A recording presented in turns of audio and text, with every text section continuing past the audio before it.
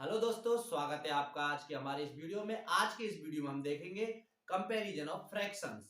उसके बाद हम देखेंगे लासा और मासा, यानी कि लघुत्तम समापवर्त्य और महत्तम समापवर्त्य, LCM and HCF of fractions.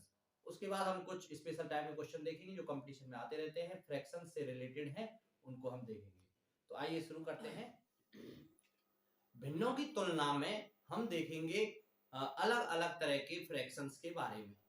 Case first में हम देखेंगे जब हर समान दे रखे हों और भिन्नों के अंश अलग अलग हों, तो हमको ऑर्डर लिखना है, कौन सा बड़ा है कौन सा छोटा है, या फिर दो या दो से ज्यादा भिन्न दे रखी हों। ज्यादा भिन्नों वाले में हमको आरोही या अवरोही क्रम, असेंडिंग और डिसेंडिंग ऑर्डर में हमको अरेंज करना होता है। या फिर दो या तीन भिन्न दे रखी होंगी, चार भी दे रखी होती है, तो सबसे छोटी या सबसे बड़ी भिन्न पूछ सकता है, उसका ऑप्शन दे रखा होगा, वो हमको चेक करना है, फाइंड आउट करना है। तो केस फर्स्ट में मैं बताता हूं ऐसी भिन्ने जिनके हर समान हो, ऐसे फ्रैक्शंस जिनके डिनोमिनेटर सेम हो। उनका बहुत ही सिंपल सा फंडा है उनका चेक करने का कि कौन सा छोटा है कौन सा बड़ा है। देखिए, देख लेते हैं केस फर्स्ट। केस फर्स्ट में जब जो फ्रैक्शंस हैं जो भिन्न दे रखी है उनके हर समान हो, वैल्यू जो होगी फ्रैक्शन की, जो वैल्यू होगी न्यूमेरिकल वैल्यू, वो प्रोपोर्शनल होगी अंश के, यानी कि जिसका अंश बड़ा उसकी वैल्यू बड़ी, अंश के अनुक्रमानुपाती वैल्यू हो जाएगी। मान के चलो एक एग्जांपल हम देख लेते हैं, 2/7, 3/7, 5/7, ये तीन फ्रैक्शंस दे रखे हैं। और एक चीज और, जो कंपैरिजन हम करेंगे वो प्रॉपर फ्रैक्शंस की करेंगे, प्रॉपर फ्रैक्शंस, उचित भिन्न, उचित भिन्नों का हम कंपैरिजन करेंगे। इसमें ये तीन फ्रैक्शन दे रखे हैं, इसमें हमको बताना है, अरेंज करना है, मान के चलो असेंडिंग या डिसेंडिंग ऑर्डर में। तो मैं इसको असेंडिंग ऑर्डर में अरेंज करता हूं, आरोही क्रम में। तो हमको देखना है सबसे छोटा कौन सा है। तो सबसे पहले हम देखेंगे कि तीनों के डिनोमिनेटर हर सेम है, हर सेम है तो इनकी वैल्यू अंश के अनुक्रमानुपाती होगी। जिसका अंश छोटा होगा उसकी वैल्यू कम, और जिसका अंश बड़ा होगा उसकी वैल्यू ज्यादा। तो यहाँ पे देखेंगे 2/7 सबसे छोटा हो जाएगा, उसके बाद 3/7, उसके बाद 5/7। ये जो वैल्यूज हैं अंश की, इनके हिसाब से हम ऑर्डर लिख देंगे। ये हो गया आरोही क्रम। जब बढ़ते क्रम में हम लिखते हैं तो उसको बोलते हैं आरोही क्रम। और अगर हमको लिखना हो अवरोही क्रम, तो सबसे पहले लिखेंगे 5/7, फिर 3/7 और फिर 2/7। अवरोही क्रम यानी कि डिसेंडिंग ऑर्डर, उसका मतलब होता है सबसे पहले सबसे बड़ी, उसके बाद उससे छोटी और लास्ट में सबसे छोटी। घटता हुआ क्रम होता है अवरोही क्रम और बढ़ता हुआ क्रम होता है आरोही क्रम, असेंडिंग ऑर्डर।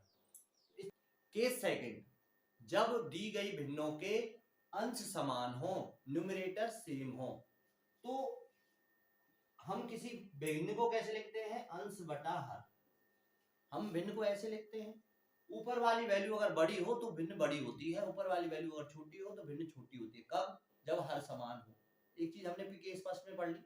उसके बाद हम यहाँ देख रहे हैं हर से डिवाइड हो रहा है, हर से अंश में डिवाइड होने के बाद आंसर आएगा, वैल्यू आएगी, उसके हिसाब से हम बताएंगे कौन सी बड़ी है कौन सी छोटी है।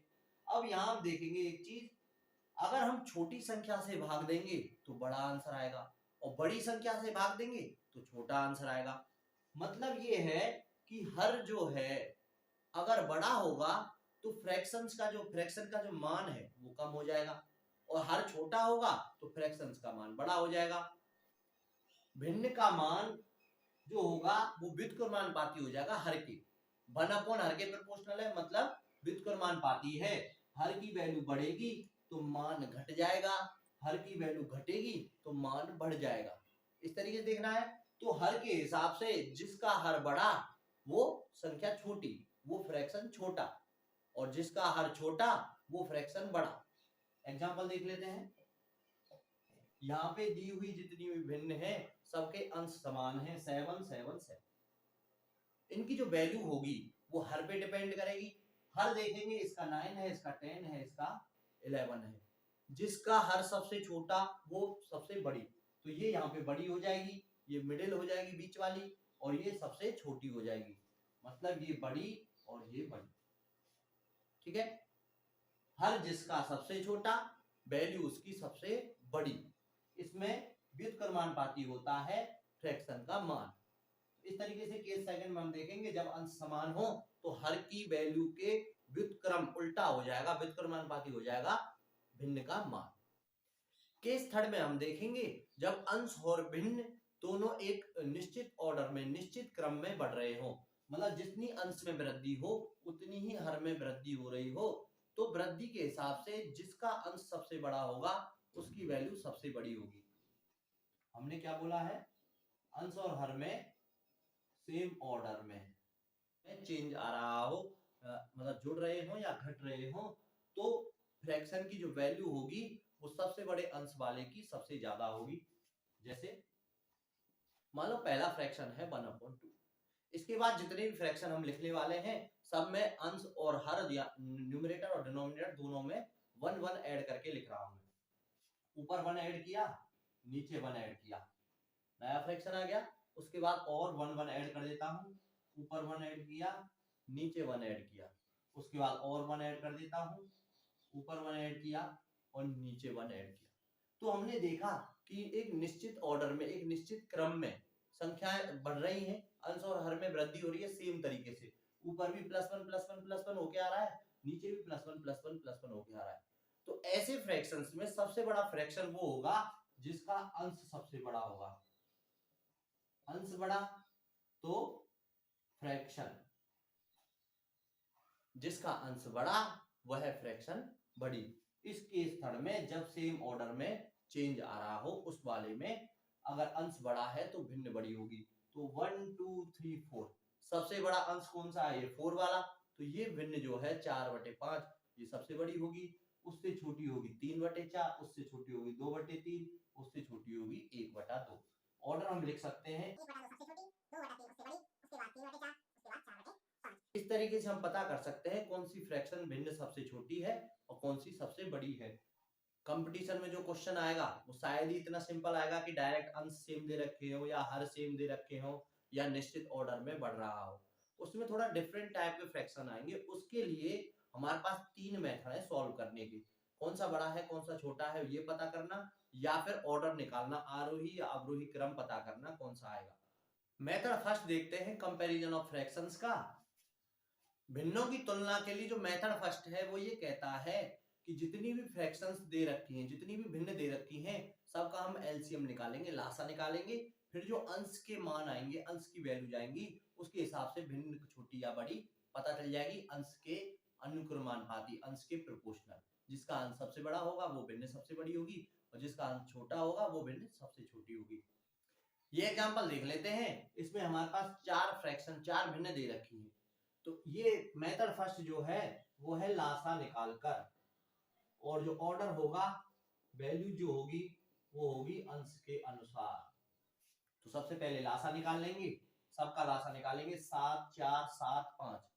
सबसे पहले इनका लासा निकालेंगे। लासा निकालने के लिए 7 4 7 5, तो इन तीनों का निकाल लेंगे 4 7 और 5 का। 5 चौका 20, 7 दूनी 14, 140 आ गया, या 7 35 35 दुआ 70 दुआ 140। कैसे भी करके आप निकाल सकते हैं। सबसे पहले लासा निकालिए, उसके बाद डिनोमिनेटर से इसमें भाग देंगे और जो वैल्यू आएगी, कोशिएंट जो आएगा, उसको 2 से मल्टीप्लाई करके यहाँ लिखेंगे। 4 से इसमें डिवाइड देंगे, जो कोशिएंट आएगा उसको 3 से मल्टीप्लाई करके यहाँ लिखेंगे। इस तरीके से ऊपर की वैल्यू लिख देनी है। इस तरीके से फ्रैक्शंस को देखेंगे कौन सी बड़ी है कौन सी छोटी, अंश के अनुसार बताना है। सबसे बड़ा अंश आ रहा है 105, तो ये फ्रैक्शन हो जाएगी सबसे बड़ी। उसके बाद 100 है, ये हो जाएगी उससे जस्ट छोटी। उसके बाद 56 है, 2/5 हो जाएगा और छोटा। अंश सबसे छोटा है 40, तो फ्रैक्शन 2/7 जो है वो हो जाएगी सबसे छोटी फ्रैक्शन 2/7। इस तरीके से ये ऑर्डर हो गया। अगर हमको क्वेश्चन पूछे सबसे छोटी, ये सबसे छोटी संख्या हो गई, सबसे छोटी भिन्न हो गई, और ये सबसे बड़ी भिन्न हो गई। उसके बाद देख लेते हैं मेथड सेकंड। भिन्नों की तुलना के मेथड सेकंड में हमको क्या करना है, सभी फ्रैक्शंस की, सभी भिन्नों की वैल्यू निकालनी है। पॉइंट के बाद 2 या 3 डिजिट तक या पूरा पूरा भाग चला जाए तो वहां तक भिन्न की हमको वैल्यू निकालनी है पॉइंट में।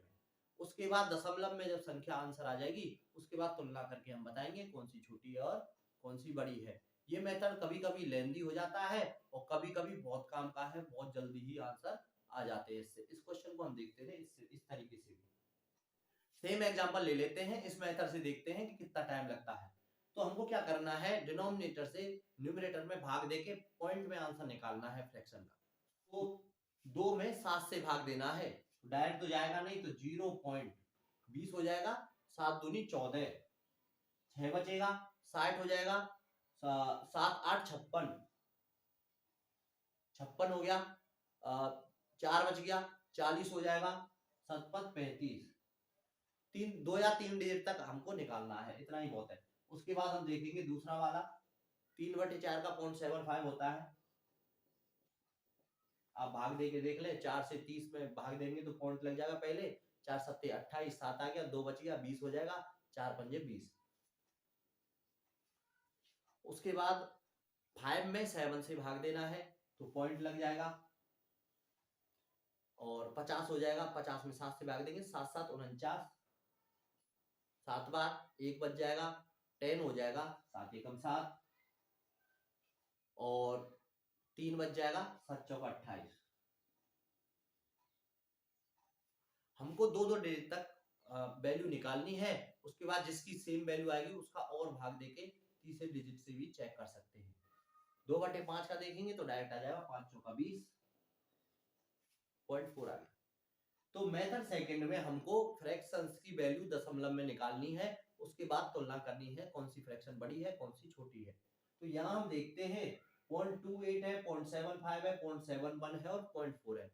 0.75 सबसे बड़ा है, उससे छोटा 0.71 है, उसके बाद 0.4 है, उसके बाद 0.285 है। ये बात।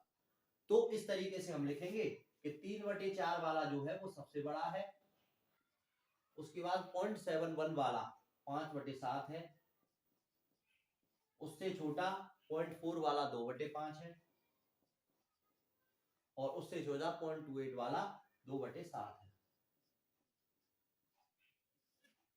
तो इस तरीके से भी सबसे छोटा फ्रैक्शन 2/7 आ गया और सबसे बड़ा फ्रैक्शन 3/4 आ गया। ये मेथड भी अच्छा है। तीसरा मेथड है दो भिन्नों की तुलना करके। 2 या 3 या 4 फ्रैक्शन अगर दे रखे हैं, 3 या 4 दे रखे हो, तो दो भिन्न लेके तुलना करेंगे कौन सी छोटी है कौन सी बड़ी है। फिर बची हुई की तुलना, 2 की तुलना करेंगे कौन सी छोटी है कौन सी बड़ी है। उनसे जितना आइडिया लग जाएगा उससे पता चल जाएगा। बची हुई अगर 1 2 में कंफ्यूजन आए तो उन दोनों को अलग से लेके चेक करना है कौन सी बड़ी है कौन सी छोटी है। इसका तरीका भी बहुत काम आता है वैसे। 2 या 3 के लिए बहुत बढ़िया है, ये डायरेक्ट सबसे बढ़िया है 2 या 3 के लिए। ज्यादा के लिए पहला मेथड और दूसरा मेथड ही अच्छा रहता है। इसी एग्जांपल को मैं इसके लिए भी सॉल्व करके बताता हूँ। दो भिन्नों की तुलना करने के लिए सबसे पहले हम 2 फ्रैक्शंस को देखेंगे, कोई 2 भिन्नों को लेंगे, इनमें से हम पता करेंगे छोटा कौन सा है बड़ा कौन सा है।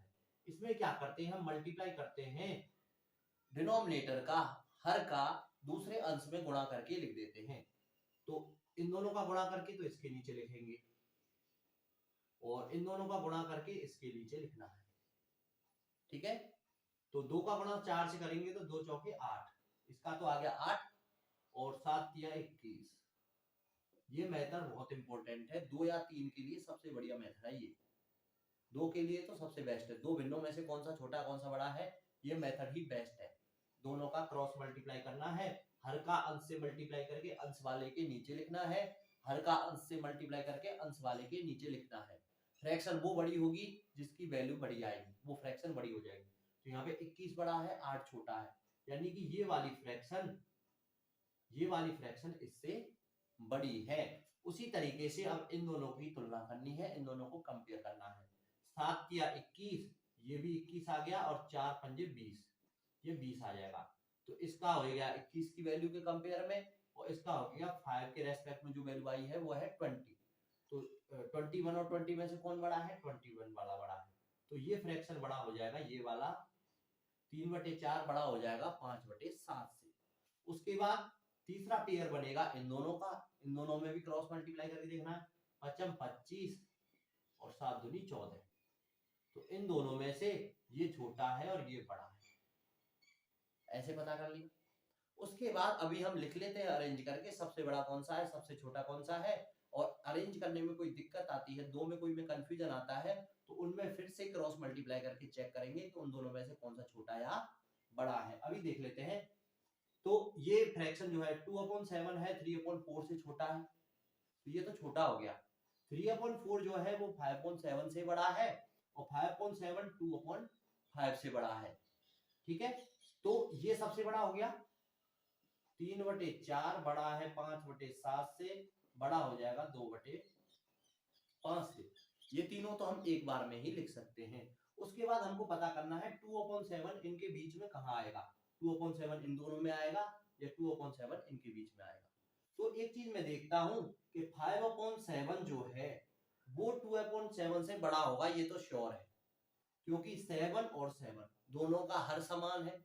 वो जो केस फर्स्ट और केस सेकंड वाले हैं वो ऐसी जगह पे काम आते हैं, तो वो भी हमको मेथड्स पते होने चाहिए। केस फर्स्ट और केस सेकंड और केस थर्ड वो सब हमको आने चाहिए, ऐसी जगह पे हमारे में काम आ जाते हैं। तो 5/7 बड़ा है 2/7 से, क्योंकि अंश बड़ा है, इसका हर सेम है। 2/7 इससे छोटा है, मतलब 2/7 यहाँ कहीं आएगा 2/7, इससे इधर इधर आएगा 2/7। अब देख लेते हैं इन दोनों में कौन सा बड़ा है कौन सा छोटा है। अगर ये बड़ा हुआ तो बीच में आ जाएगा, अगर ये इससे छोटा हुआ तो इधर आ जाएगा। तो दोनों को चेक करेंगे। 7 का गुणा 2 से करना है, 7 का गुणा 2 से करना है, 7 दूनी 14, और 5 का गुणा 2 से करना है, 5 दूनी 10। तो 7 दूनी 14, ये 14 वाला है और ये 10 वाला है, तो 14 वाला बड़ा होगा, तो ये सबसे छोटा हो जाएगा। ये आ जाएगा यहाँ पे 2/7, तो ये हो जाएगा सबसे छोटा और ये फ्रैक्शन हो जाएगा सबसे बड़ा। इस तरीके से हम तीनों मेथड में से किसी का भी यूज करके ऑर्डर लिख सकते हैं, आरोही क्रम या अवरोही क्रम। आगे हमको देखना है भिन्नों का लासा एवं मासा। सिंपल नंबर्स का लासा और मासा निकालना कोई खास बड़ी बात नहीं है, उसका भी हमारे में वीडियो बना हुआ है, आप देख सकते हैं। गुणनखंड विधि है, भाग विधि है, उस तरीके से मासा निकाल सकते हैं। लासा के लिए वही फैक्टराइजेशन मेथड है, और भी मेथड्स हैं, आप वीडियो चेक कर सकते हैं। भिन्नों का लासा और मासा निकालने के लिए हमको पहले पता होना चाहिए कि लासा क्या होता है और मासा क्या होता है। मैं थोड़ा सा बता देता हूँ लासा के बारे में और मासा के बारे में।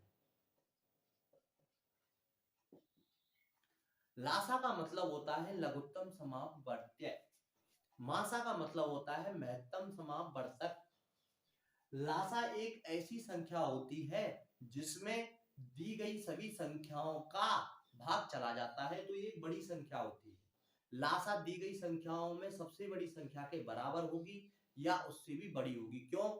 क्योंकि इसमें दी गई सभी संख्याओं का भाग चला जाता है। अब यहाँ पे हमको भिन्नों का लासा निकालना है, तो इसमें जब लासा हमारा निकल जाएगा तो लासा में दी गई सभी भिन्नों का पूरा पूरा भाग चला जाना चाहिए, तो हमारा लासा सही है। महत्तम समापवर्तक क्या होता है? महत्तम समापवर्तक, वर्तक मतलब जिससे भाग दिया जाए, जैसे भाजक से भाग देते हैं तो ये भाजक जैसा है, इससे भाग देना है। महत्तम समापवर्तक वो सबसे बड़ी संख्या है, महत्तम मतलब बड़ी, महत्तम समापवर्तक वो सबसे बड़ी संख्या है जिससे दी गई सभी संख्याओं में पूरा पूरा भाग चला जाए, इससे भाग देना है। भाजक से देते हैं और महत्तम समापवर्तक इससे भाग देते हैं। भाज्य में भाग देते हैं, भाज्य में भाग देते हैं, तो लघुत्तम समापवर्त्य, वर्त्य भाज्य, तो लघुत्तम समापवर्त्य में भाग देते हैं, ये खुद सबसे बड़ा होता है या सबसे बड़ी संख्या के बराबर होता है। तो लघुत्तम सबसे छोटी ऐसी संख्या जिसमें दी गई सभी संख्याओं से या दी गई सभी भिन्नों से भाग चला जाए, लघुत्तम समापवर्त्य कहलाता है। महत्तम समापवर्तक, महत्तम सबसे बड़ी संख्या जिससे लघुत्तम समापवर्तक, वर्तक मतलब जिससे, सबसे बड़ी वह संख्या जिससे दी गई सभी संख्याओं में या दी गई सभी भिन्नों में पूरा पूरा भाग चला जाए, उसको बोलते हैं मासा। तो लासा और मासा का एक छोटा सा फॉर्मूला जैसा है, कंसेप्ट है, फॉर्मूला तो कुछ नहीं है, एक कंसेप्ट है, उसको हम देख लेते हैं। पहले देख लेते हैं भिन्नों का लासा। लासा मतलब बड़ी संख्या आएगी, उसमें दी गई भिन्नों का भाग चला जाना चाहिए।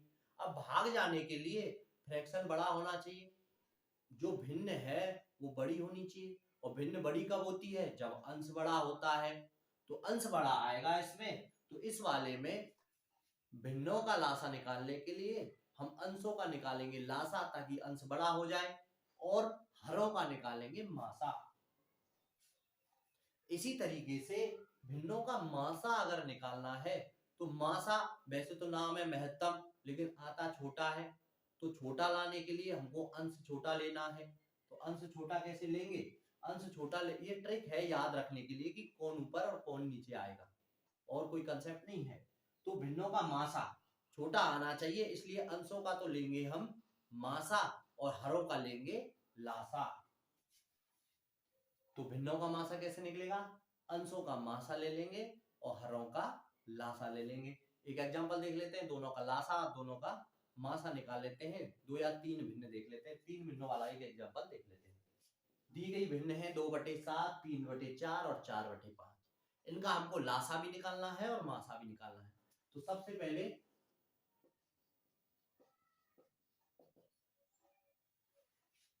लासा निकालने के लिए हमको क्या करना है, अंशों का लासा और हरों का मासा निकालेंगे। अंश क्या है, यहाँ पे 2 है, यहाँ पे 3 है और यहाँ पे 4 है। 2, 3 और 4 का जब लासा निकालेंगे तो ये आएगा 24,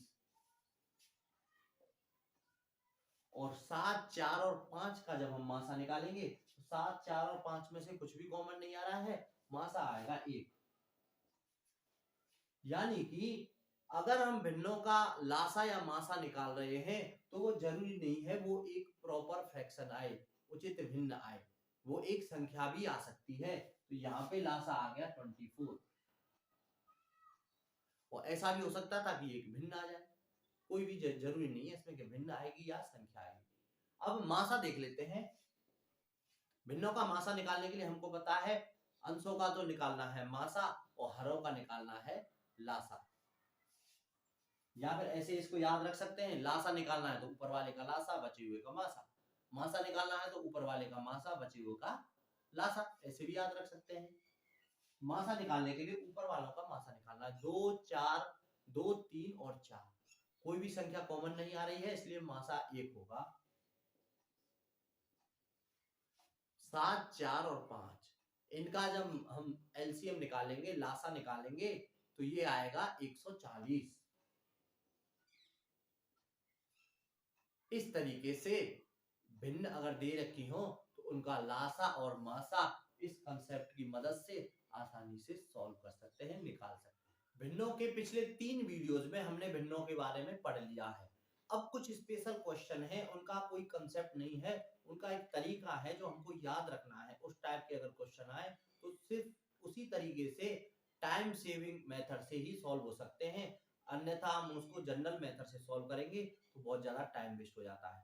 ऐसे क्वेश्चन अक्सर एग्जाम्स में आते रहते हैं कंपटीशन में, तो ये एक क्वेश्चन मैं आपको समझा देता हूं। ये है वो स्पेशल टाइप का क्वेश्चन, इसी बेसिस पे इसी तरीके के कई एग्जाम्स में क्वेश्चन आ चुके हैं कई बार। तो ऐसे क्वेश्चन को अगर मैं देखता हूं, इसमें कहेगा कि वैल्यू फाइंड करनी है, इसकी वैल्यू क्या है, ऑप्शन दे देगा। अब इतने 1/15, 1/35, 1/63, 1/99, 1/143, अगर मैं इनको सॉल्व भी करूंगा तो सबसे पहले क्या लूंगा, एलसीएम। एलसीएम लूंगा तो मेरे बस की तो नहीं है भैया, इतने बड़ों का एलसीएम लेने में टाइम वेस्ट होगा बहुत ज्यादा। एक क्वेश्चन चक्कर में 5-6 क्वेश्चन छूट जाएंगे, और टाइम जब निकल जाएगा तो दिमाग में स्ट्रेस आ जाएगा, तो और 2-4 क्वेश्चन गलत हो जाएंगे, तो एक क्वेश्चन के चक्कर में पूरा पेपर खराब हो जाएगा। तो ऐसे क्वेश्चन से डरना नहीं है, इसको गौर से एक बार देखना है, कोई ट्रिक तो नहीं लग रही है या स्पेशल टाइप का क्वेश्चन तो नहीं है। तो इसको मैं एक बार आपके लिए बताता हूं कि इसको कैसे करते हैं। मैं देखता हूं कि यहाँ पे सबसे पहले जो आया है 15 आया है, इसके फैक्टर क्या होते हैं, इसके फैक्टर होते हैं 3 into 5। एक चीज हमने देख ली, 35 के फैक्टर देखेंगे तो ये होंगे 5 into 7, 3 into 5, 5 into 7, 7 into 9, 9 into 9 into 11, 11 into 30। तो ये चीज हमने देखी कि इसमें एक ऑर्डर दे रखा है, एक ऑर्डर में इनके फैक्टर हैं, और ये संख्याएं जो दे रखी हैं ये थोड़ी स्पेशल नंबर्स हैं, ऑर्डर्स में हो रहे हैं इनके फैक्टर। तो उससे क्या होगा, आपको करना तो इसको डायरेक्ट है, मैं एक बार लिख के समझा देता हूँ, फिर डायरेक्ट कैसे आंसर निकालना है वो भी आप सीख ही जाएंगे।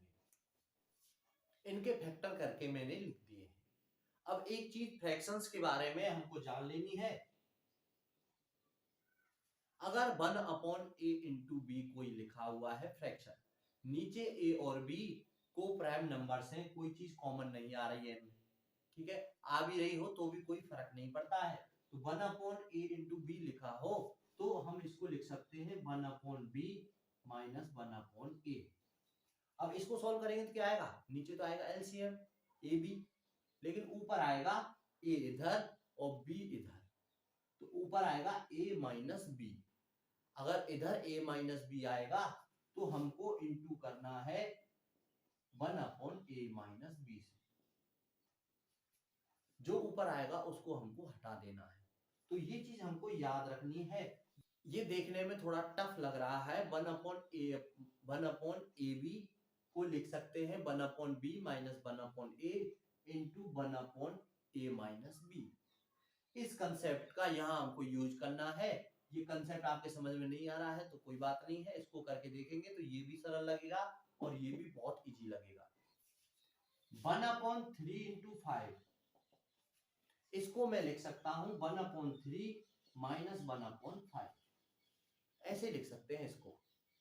लेकिन इसकी जो वैल्यू है इससे थोड़ी सी डिफरेंट है, तो इसको इसके बराबर ही बना देंगे। क्या करना पड़ेगा, किसी चीज का भाग देना पड़ सकता है। तो यहां हम देखेंगे कि इसका जब मैं एलसीएम लेता हूं तो ये आएगा 3 इंटू 5, एलसीएम ले लिया, डायरेक्ट हमने हरों का गुणा करके लिख दिया है।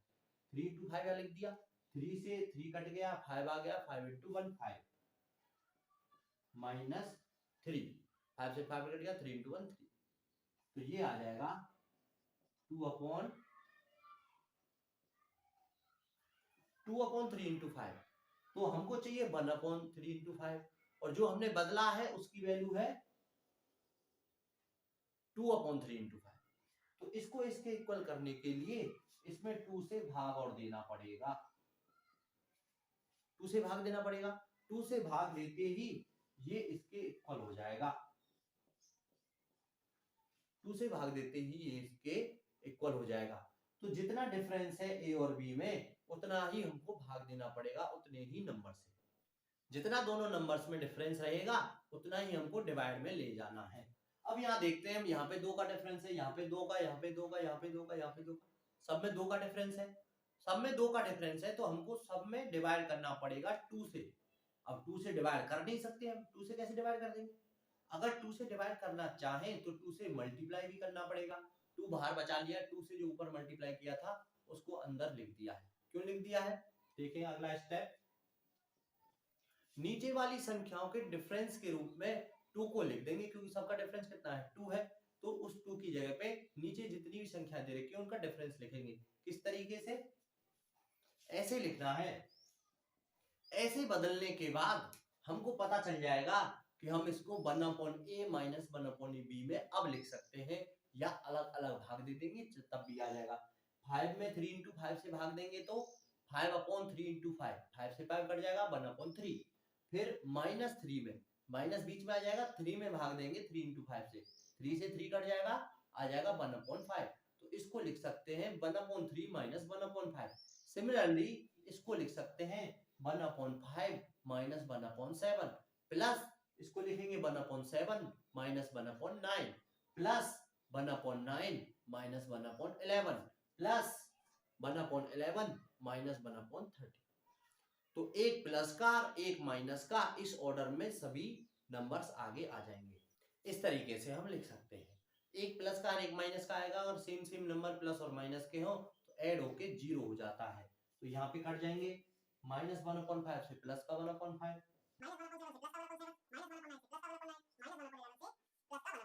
अब ये कितने भी नंबर्स हो बीच वाले सभी कट जाएंगे। एक तो बचेगा पहला ही पहला, एक बचेगा लास्ट का ही लास्ट। पहला बचेगा प्लस का और लास्ट का बचेगा माइनस का। तो ये है ट्रिक। जब हमको इस तरीके का क्वेश्चन दे रखा हो तो हमको डायरेक्ट लिखना है, ये वाला डायरेक्ट हमको लिखना है भैया इसकी वैल्यू होगी 3 इंटू 5 है, ये 2 का डिफरेंस है, 7 इंटू 5 यानी 5 इंटू 7 है, 2 का डिफरेंस है। तो जितने का डिफरेंस है वो लिखना है, फैक्टर्स में जितने का डिफरेंस है, इन नंबर्स के फैक्टर्स में जितने का डिफरेंस है वो 1 अपॉन डिफरेंस में आएगा, वो लिखना है। उसके बाद लिखना है 1 अपॉन ए माइनस 1 अपॉन बी। सबसे पहला फैक्टर, सबसे मिनिमम, सबसे छोटा जो है वो फैक्टर, और सबसे बड़ा फैक्टर जो लास्ट वाले से आएगा वो लिखना है। तो इसको जब सॉल्व करेंगे तो इसका आंसर आ जाएगा। ट्रिक की हेल्प से डायरेक्ट आंसर लिखना चाहें तो कितना आएगा, 1 upon difference, 3 into 5, 5 into 7, difference है 2 का, तो 2 लिखना है, अपॉन सबसे पहले सबसे छोटा फैक्टर लिखना है 1 अपॉन 3 इंटू 5, 3 सबसे छोटा फैक्टर है, 1 अपॉन 3 आ जाएगा, माइनस सबसे बड़े का बड़ा वाला फैक्टर, ये 11 इंटू 13 है, तो इसका आ जाएगा 1 अपॉन 13। देख लो यहाँ से भी आ रहा है 1 अपॉन 3 माइनस 1 अपॉन 13। तो इस टाइप के जितने भी क्वेश्चन हैं उनको डायरेक्ट लिखने का तरीका है ये वाला। ओके, इसका आंसर आ जाएगा 1 upon 2 into 13 minus 3 upon 3 into 13, 1 upon 2 into, direct answer आ गया, ऊपर 5 आ जाएगा, नीचे 13 आ जाएगा।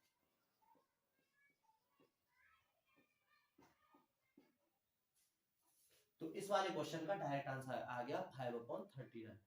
टाइम भी बच गया और दिमाग का स्ट्रेस भी बच गया।